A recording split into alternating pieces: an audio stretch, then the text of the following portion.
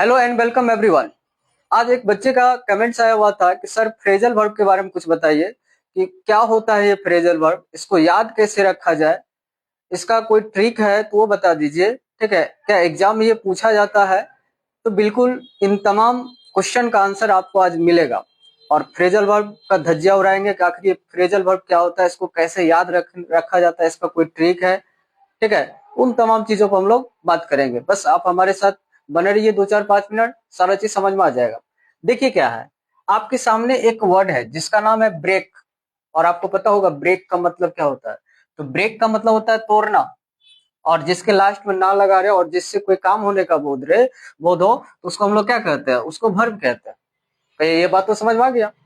अब चलिए, ये चारों साइड से जो लिखा है यहाँ पे, जैसे देखिए यहाँ पर अप लिखा है, ठीक है, अप लिखा हुआ है, इन लिखा हुआ है, इनटू लिखा हुआ है, डाउन लिखा हुआ है, थ्रो लिखा हुआ है। ये क्या है? तो कहिएगा ये जो है ना, ये प्रीपोजिशन है। क्या है? ये प्रीपोजिशन है। आगे बात समझ में? यानी कि जिसके लास्ट में अगर आपका ना रहे वो आपका वर्ब होता है। और ये सब जो है ना, ये जो आप देख रहे हैं ना, ये सब के सब प्रीपोजिशन है। इसका काम होता है रिलेशन को दिखाना। अगर आप इस ब्रेक का हिंदी आपने देखा तोड़ना होता है, तो उसी तरह से इसका अपना एक मीनिंग है। अप का मतलब ऊपर या के ऊपर होता है। ये सब का इन का मतलब में होता है, इनटू का भी मतलब में होता है, डाउन का मतलब भी नीचे होता है, थ्रो का मतलब भी से होता है। सबका एक अपना अपना मीनिंग है। लेकिन जैसे ही वर्ब और प्रीपोजिशन एक साथ मिल जाता है ना, तो फिर इसका मीनिंग चेंज हो जाता है। और जब वर्ब और, जैसे आपके सामने है, यदि वर्ब यदि वर्ब और प्रीपोजिशन एक साथ मिल जाता है तो इसी को हम लोग फ्रेजल वर्ब कहते हैं। Got it? क्या ये समझ में आ गया? फ्रेजल वर्ब कैसे बनता है ये समझ में आया? कहिएगा बिल्कुल समझ में आ गया। यदि वर्ब और प्रीपोजिशन दोनों एक साथ मिल जाता है तो उसको हम लोग फ्रेजल वर्ब कहते हैं। बात समझ में आ गया? अब चलिए इसको समझते हैं। अब ये फ्रेजल वर्ब कैसे बना, समझ। जैसे कि ब्रेक है, ये वर्ब है, और ये अप क्या है, प्रीपोजिशन है। दोनों एक साथ मिलेगा तो क्या बनेगा? तो ब्रेकअप बनेगा। तो ब्रेकअप फ्रेजल वर्ब है। जैसे यहाँ पर आपका देखिए ब्रेक है और उसके साथ इन जोड़ेंगे तो क्या बनेगा? ब्रेकिंग। तो ब्रेकिंग क्या है? फ्रेजल वर्ब है। जैसे आपके सामने ब्रेक है और यहाँ पे इंटू है तो क्या बनेगा? Break into. ये क्या है? फ्रेजल वर्ब है। और आपके सामने यहाँ पे देखिए क्या, ब्रेक है और डाउन है और उसके साथ ये मिलेगा तो क्या बनेगा? Break down. ये क्या है? फ्रेजल वर्ब है। जैसे यहाँ पे ब्रेक है और थ्रो दोनों मिलेगा तो क्या होगा? Break through. ये क्या है? आपका फ्रेजल वर्ब है। आगे समझ में आ गया? लेकिन जैसा दिख रहा वैसा इसका मीनिंग नहीं होता। इसका मीनिंग इम्प्लाइड होता है, यानी कि लिटरल मीनिंग नहीं होता। यानी जैसा दिखता है वैसा मीनिंग इसका है नहीं, इसका अलग हट के मीनिंग है। यही फ्रेजल वर्ब है। चलिए बात समझते हैं, इसका हिंदी समझते हैं। इसका हिंदी होता है क्या? ब्रेकअप का हिंदी क्या होता है? इन अ रिलेशनशिप, किसी रिश्ते को खत्म करना। याद हो गया? और जैसे ब्रेक इन का मतलब होता है क्या? ब्रेकिंग का मतलब होता है खलल डालना, डिस्टर्ब करना। ठीक है, कोई काम हो रहा है उस बीच में चले जाना, तो खलल डालना होता है। ब्रेक इनटू का मतलब क्या होता है? जबरदस्ती कहीं घुसना। ठीक है, और ब्रेक डाउन का मतलब क्या होता है? ब्रेक डाउन का मतलब होता है किसी चीज का खराब हो जाना, तबियत खराब हो जाना, गाड़ी खराब हो जाना, कोई भी चीज खराब हो जाना। और ब्रेक थ्रो का मतलब क्या होता है? अचानक से एक सफलता प्राप्त होना, एक बहुत बड़ी सफलता मिलना। ये ब्रेक थ्रो होता है। समझ में आ गया? चलो रिपीट करते हैं। ब्रेकअप का मतलब रिश्ते का अंत हो जाना, ब्रेक इन का मतलब खलल डालना, डिस्टर्ब करना, ब्रेक इनटू मतलब क्या होता है?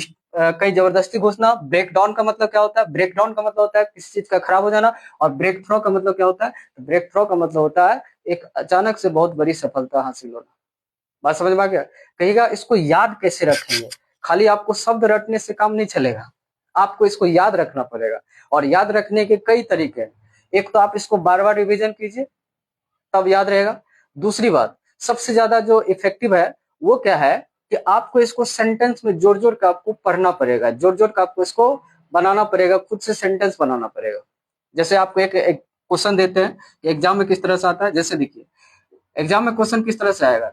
जैसे यहाँ पे लिखा हुआ है दे डैश, ठीक है, दे डैश आफ्टर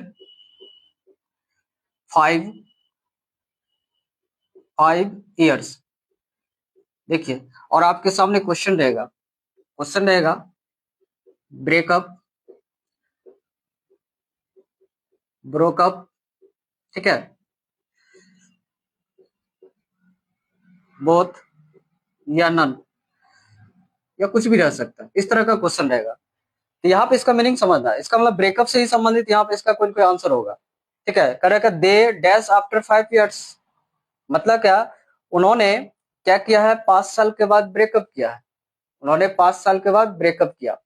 अब ब्रेकअप किया ये कैसे होगा, क्योंकि देखिए यहाँ पे क्या है, किया पास्ट टेंस में पूछा है। आप तो रटे हैं केवल ब्रेकअप, लेकिन ब्रेकअप यहाँ पर आंसर होगा नहीं। इसका मतलब क्या हुआ, वर्ब के फॉर्म बदल जाएगा लेकिन मीनिंग चेंज नहीं होगा, मीनिंग वही रहेगा।